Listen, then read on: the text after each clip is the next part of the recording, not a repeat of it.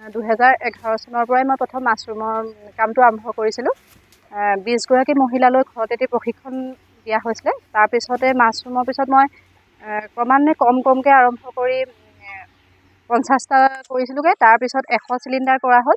তাৰপিছত এতিয়া বৰ্তমান মই 500টা চিলিণ্ডাৰে এখন ফাৰ্ম ঘৰতে প্ৰস্তুত কৰা হ'ল।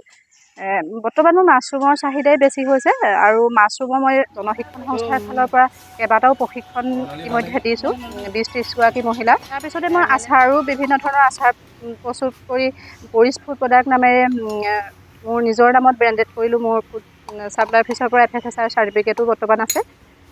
আৰু হানি কৰি আছোঁ। হানি আমি 50 গৰাকী মহিলাই সুগন্ধি প্ৰডিউচাৰ নামৰ এটা প্ৰডিউচাৰ গ্ৰুপ খুলি মানে গোটেইখিনি আমি লগ হৈ পেকেজিং ব্ৰেণ্ডিং কৰি আমি গুৱাহাটী স্বৰাজ মেলাটো বৰ্তমান ময়ো বিকিছিলোঁ।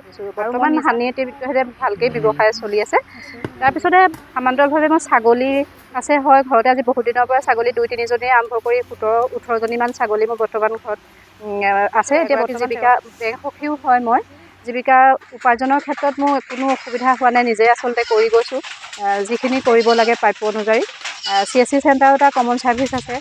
বিক্ৰীৰ ক্ষেত্ৰত মই যেতিয়া মোৰ সেই মোবাইলত মই যেতিয়া বস্তুখিনি বনোৱাৰ পিছতে মই মোবাইলত এৰোঁ, ফেচবুকত এৰোঁ আৰু মোৰ যিখিনি চিনাকি আছে তেওঁলোকেও আচলতে গম পায় মই কামখিনি কৰিছোঁ বুলি। দোকানবিলাকত মই সোধোঁ বা ল'বনি আচাৰখিনি তেনেকুৱাকৈ মই বিক্ৰী কৰিছোঁ।